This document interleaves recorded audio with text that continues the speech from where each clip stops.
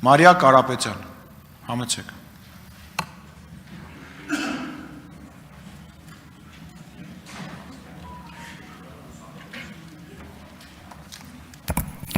Ազգային ժողովի մեծարգո նախագահ, հարգելի գործընկերներ, սիրելի քաղաքացիներ, ես կցանկանայի վերադառնալ այս մտքերի փոխանակության ուրբաթ օրվա հատվածին, որտեղ պարոն Մինասյանը առաջարկեց մեզ, մեջբերում եմ ուղղակի, օգտվենք այն դասերից, որ դաշնակցությունը ստացել է թուրքերի հետ հարաբերություններ կառուցելուց։ Ինձ թվում է սա շատ կարևոր թեմա է, ոչ միայն անցյալի շուրջ բանավեճի տեսանկյունից, այլ մեր ներկա եւ ապագա արտաքին քաղաքականությունը հստակեցնելու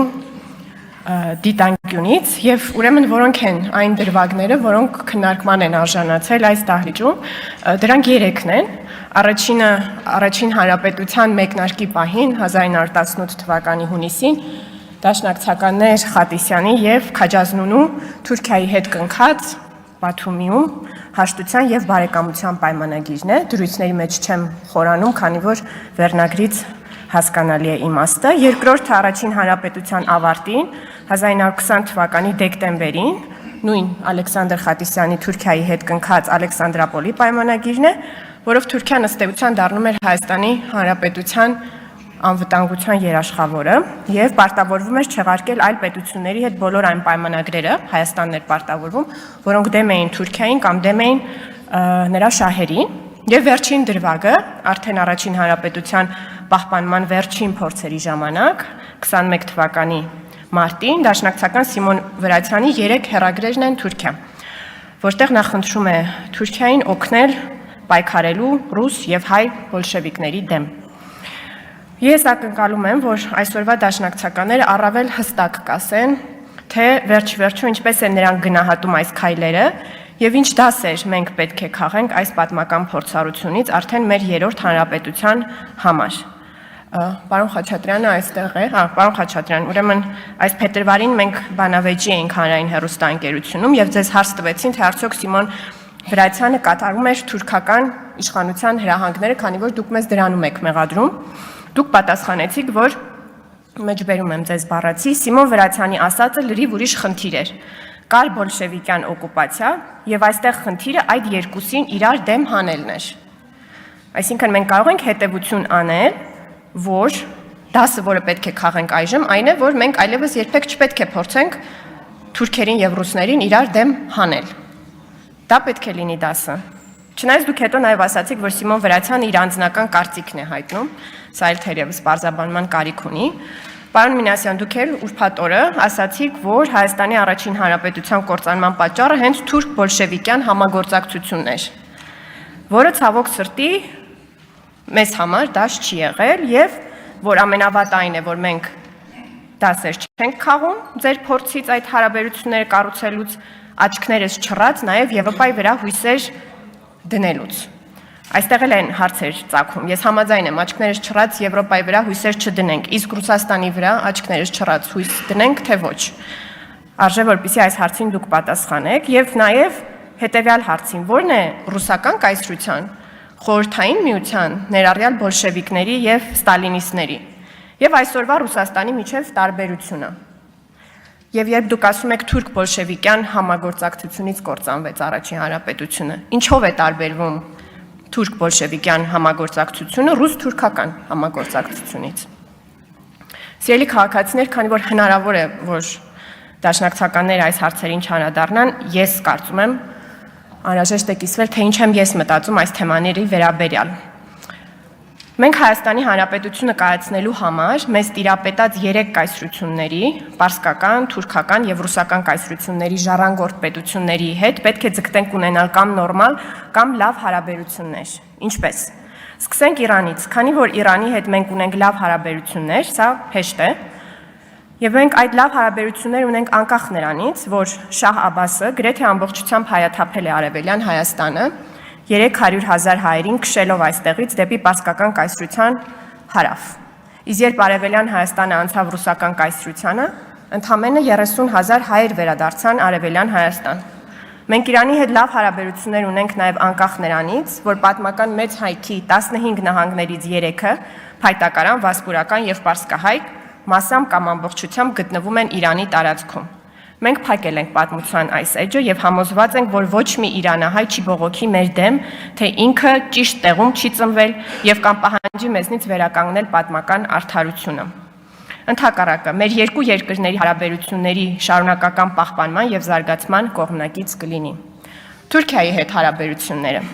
Թուրքիան առաջինն է ճանաչել Հայաստանի առաջին հանրապետությունը եւ առաջիններից է ճանաչել Հայաստանի երրորդ հանրապետությունը։ Ինչու՞։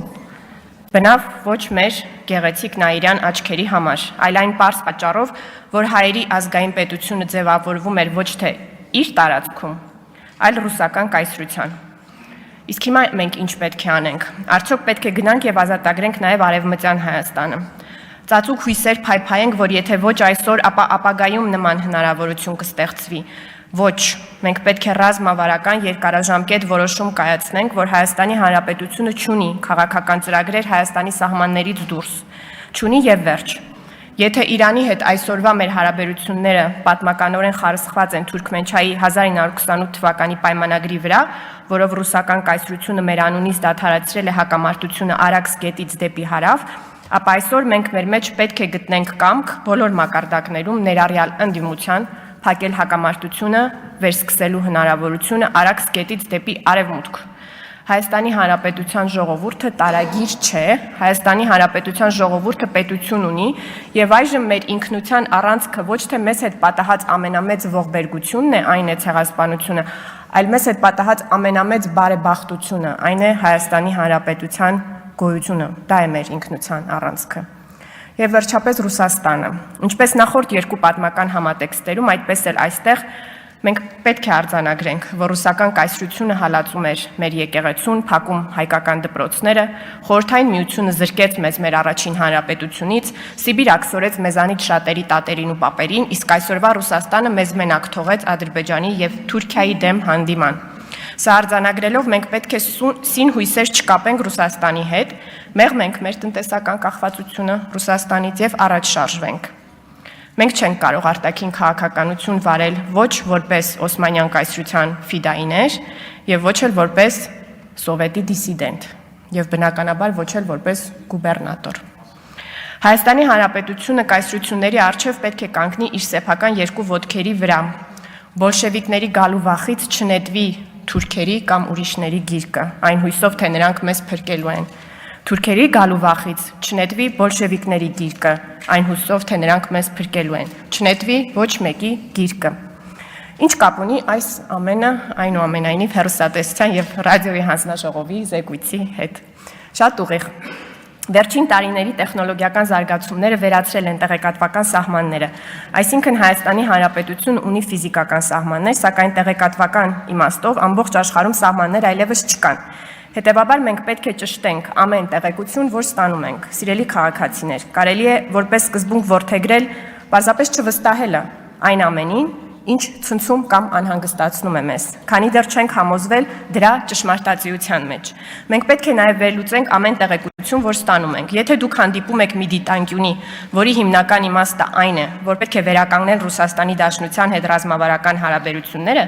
հիշեք, որ Ռուսաստանի Դաշնությունը դեռ 2010-ականներից ահռելի քանակության զենք է վաճառել Ադրբեջանին եւ արդեն ունի ռազմավարական հարաբերություններ Ադրբեջանի հետ, իսկ Թուրքիայի հետ պատմականորեն կարող է մրցել կամ համագործակցել ըստ նպատակահարմարության, եւ սա չի փոխվելու։